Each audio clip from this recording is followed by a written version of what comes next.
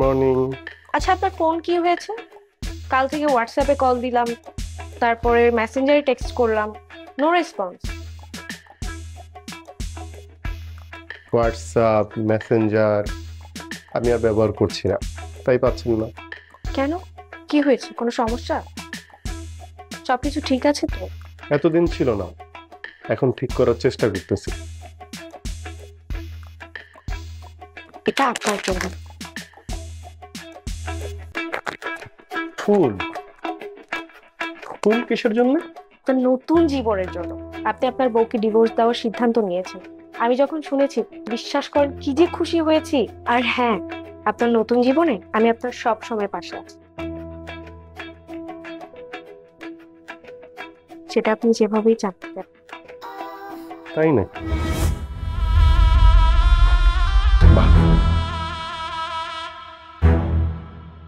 কি করলেন এটা? আপনার আনা ফুলটা ডাস্টবিনে ফেলে দিলাম। মানে? মানে বুঝতে পারছেন না? আমার এতদিনের সংসার ভেঙে যাচ্ছে, আমার বাচ্চাটা তার বাবা মার আদর ভালোবাসা স্নেহ থেকে বঞ্চিত হতে যাচ্ছে, দুইটা পরিবার আলাদা হতে যাচ্ছে।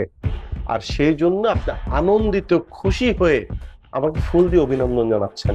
আপনারা কি মানুষ? আপনার তো নর্দমার কীট পতঙ্গের চেয়েও খারাপ। নর্দমার কীট পতঙ্গ মানুষে মানুষে বিভাজন তৈরি করে না, কিন্তু আপনারা করেন। পরিবারের মধ্যে ভুল বুঝাবুঝি হলে, স্বামী স্ত্রীর মধ্যে মনোমালিন্য হলে সেই সুযোগটা আপনারা নেন। আপনাদের কারণে সমাজে এত পরকীয়া, এত ডিভোর্স, এত সংসার ভেঙে যাচ্ছে। আমার তো মন চাচ্ছিল ওই আপনার আনা ফুলগুলো ডাস্টবিনে না ফেলে আপনাকে ডাস্টবিনে ফেলে। আমার এখানে চিৎকার দেওয়ার চেষ্টা করবেন না। আপনাকে বলে দিচ্ছি, আপনাকে যেন আমার এই ডেস্কের আশপাশে আর না দেখি। আর আপনি আমার পার্সোনাল বিষয়ে আর ইন্টারফেয়ার করবেন না। Out, I say out, out. কেন যে আমরা নিজেদের পরিবারের সমস্যাগুলো বাইরের মানুষের কাছে বলি, এই থার্ড পার্টিগুলো তার সুযোগ নেয়। জীবনে কোনো উপকারে তো আসে না, বরঞ্চ বরঞ্চ পরিবারগুলো ধ্বংস করে দেয়।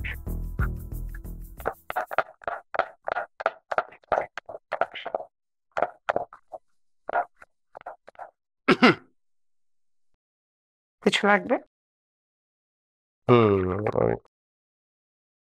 একটু চা হলে ভালো হয়। হাতের কাছে তারপর করে দিচ্ছি। না থাক, ওই তুমি যেহেতু ব্যস্ত, লাগবে না, আমি নিজে বানায় নিতে পারবো। তোমার কোনো হেল্প লাগবে কিনা বলো? না মানে কোনো কাজ নেই তো, সময় কাটছে না। আগে তো অবসর সময়ে ফোন হাতে থাকতো, এখন তো ফোনটা নেই, তাই সময়ই কাটছে না একেবারে। একটা জিনিস চিন্তা করে দেখলাম, একটা স্মার্টফোন আমাদের জীবনের কত মূল্যবান সময় কেড়ে নেয়। একটা ফোন হাতে নাই, সময় কাটছে না আমার।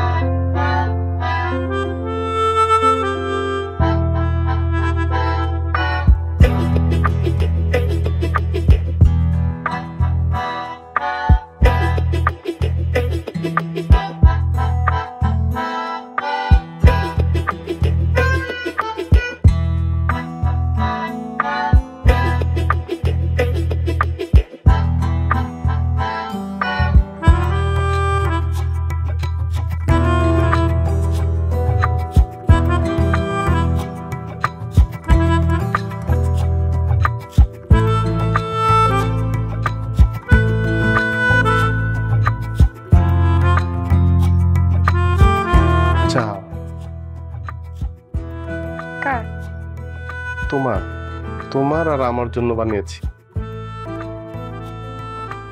খুব বেশি বাজে হয়েছে, কিন্তু খাও। জুই বলল যে তোমার নাকি মাথা ব্যথা, গরম চা খেলে মাথা ব্যথা অনেকটা সেরে যায়। খাও, ভাল লাগবে। খাও, ভাল লাগবে। চিয়ার্স, মানে চা দিয়ে চিয়ার্স।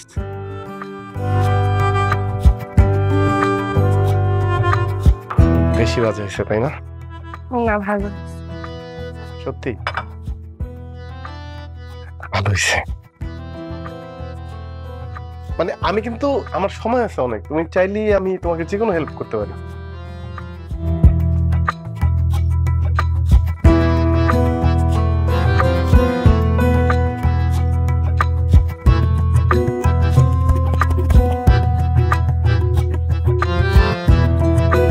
এই যে এরকম হয়েছে,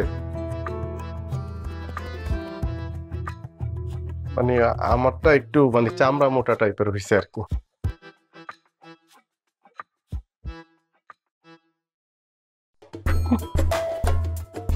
এই প্রেমটাই আগে রাখ।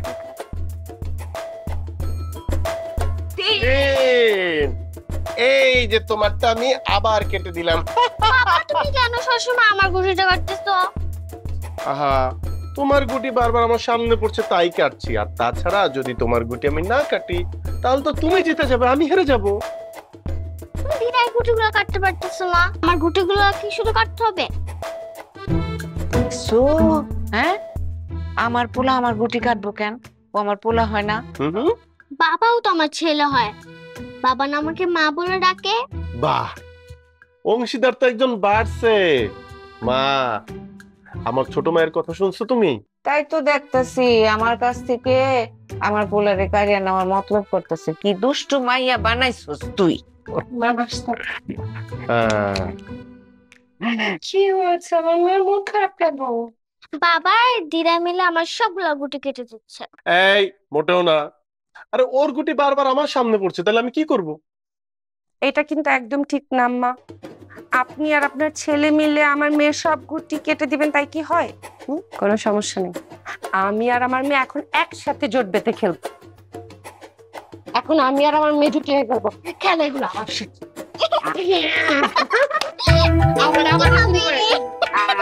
আচ্ছা ঠিক আছে, না না, তোমরা মা মেয়ে একদল, আমি আর আমার মা একদল। এই যে দাও, যাও, যাও। আমি pink colour, okay, pink okay. Colour, pink colour. হ্যাঁ চলো। 6 6 6 6 6 ছ। তাই আর তোমাদের ছয় ছয় ছয় ছয় ছয় ছয় ছয়। এবার আবার আবার আবার আবার।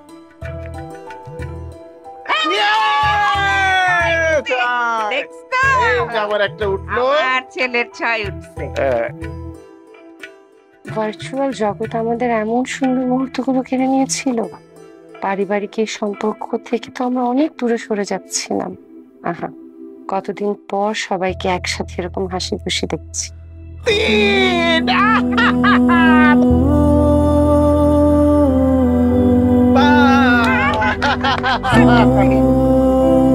বাস, মামার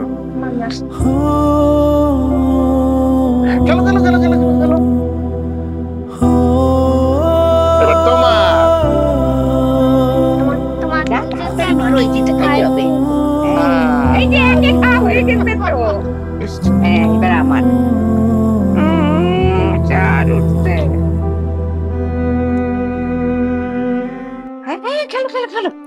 এইয়া এই জি স্যার। হ্যাঁ হ্যাঁ মা। মা গুটি। এই যে মা। হ্যাঁ, 3 উঠছে। ব্যাস ছক্কা। এই বললাম না আমার উঠে যাবে ছক্কা। এক।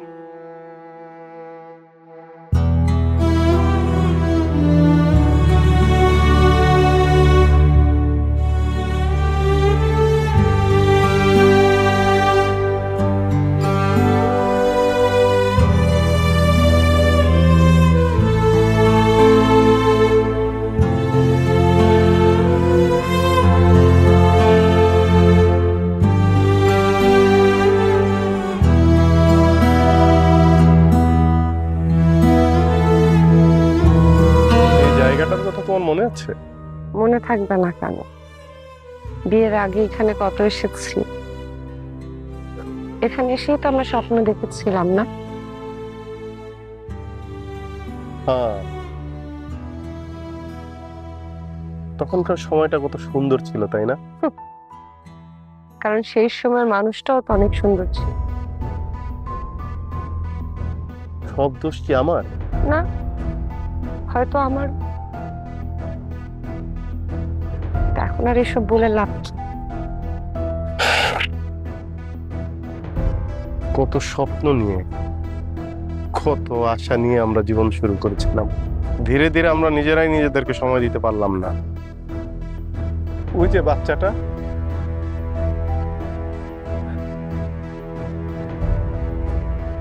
ওকেও না। সুখে থাকার আশায় আমরা দুজন আলাদা হয়ে যাচ্ছি। তুমি তোমার মতো, আমি আমার মতো। আমাদের মেয়ে, এই বাচ্চাটার তো কোনো দোষ নাই। ও আমাদের ছাড়া থাকতে পারবে? হয়তো থাকবে না। কিন্তু তোমার জীবনের খারাপ থাকার একমাত্র কারণটা তো আমি চলে যাচ্ছি। ঝর্ণা, আমার ভালোবাসার কোনো দামই কি তোমার কাছে নেই? কেন তুমি আমাকে আর আগের মতো ভালোবাসো না?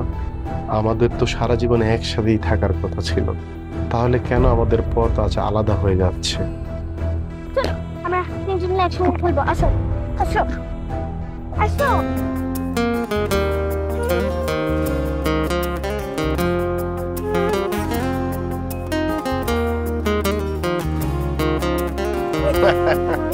আমার মা কোথায় যে? আমার মা, ইয়ে ইয়ে চলো।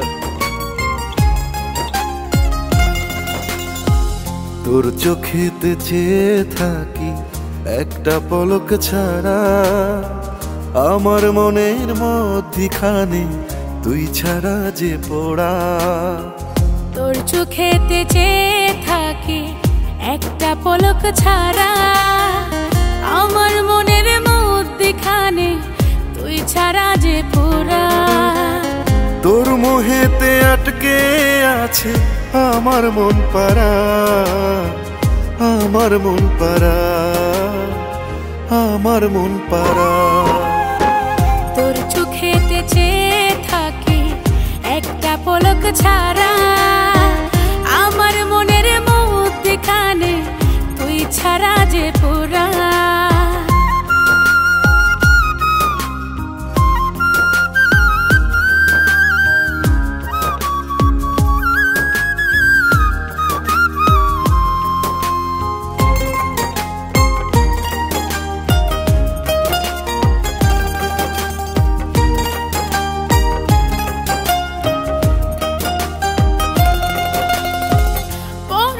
তোর মন ভুবনে বাঁধবো নয়া স্বপন, পরাণ রে তোর মন পিঞ্জরায় আমি কত আপন।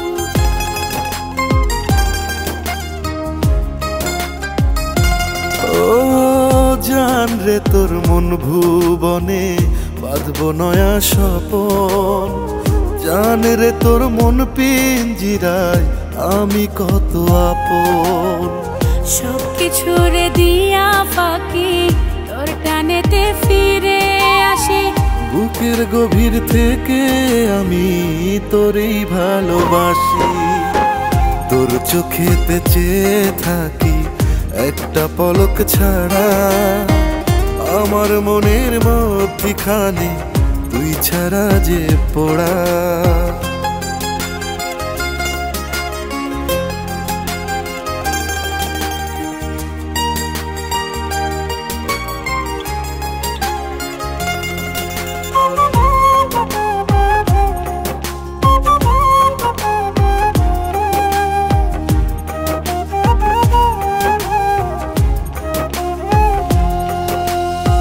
সাথী রে তোর মন ভুবনে বাঁধবো নয়া স্বপন, সাথী রে তোর মন পিঞ্জিরায় আমি কত আপন।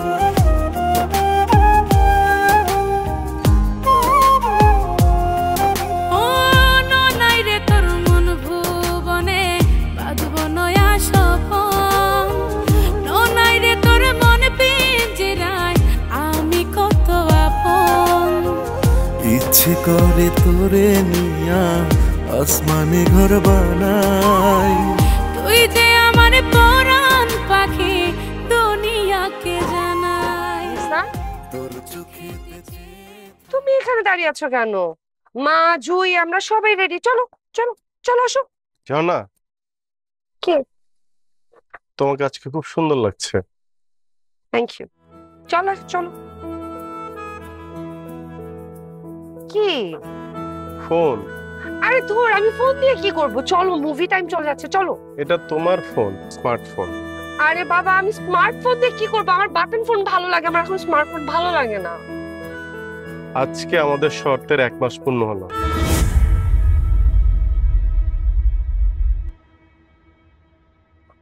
ডিভোর্সের পেপার তোমাকে কথা দিয়েছিলাম, ঠিক 1 মাস পূর্তিতে তোমার ফোন আর তোমাকে আমি ডিভোর্সের কাগজ দেব।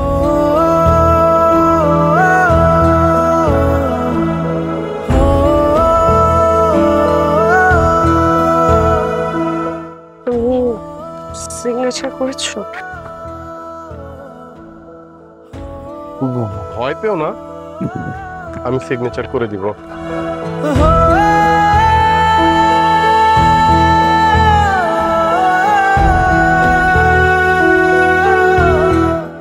আমি পারবো না। I am so sorry. আমি তোমার এই ডিভোর্স পেপার সাইন করতে পারবো না। আমি সিগনেচার করব না। আমি তোমাকে ডিভোর্স দিতে পারবো না জিসান।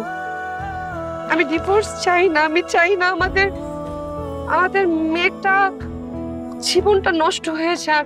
আমি আলাদা হলে জুয়ের কি হবে? আমি আমার ভুল বুঝতে পারছি। আমার তোমাকে দরকার, আমার মেয়েটাকে দরকার, আমার সন্তান দরকার। আমার এইগুলো দরকার নাই। আমি গত 1টা মাস তোমার সাথে যেভাবে ছিলাম, আমার কাছে মনে হচ্ছে আমি তোমাকে ছাড়া, জুইকে ছাড়া, আমার সংসার ছাড়া আমি থাকতে পারবো না। আই এম সরি, আমাকে মাফ করে দাও। আমি থাকতে পারবো না। আমি আসলে বুঝতে পারছি দোষ তোমার আমার কারণ না।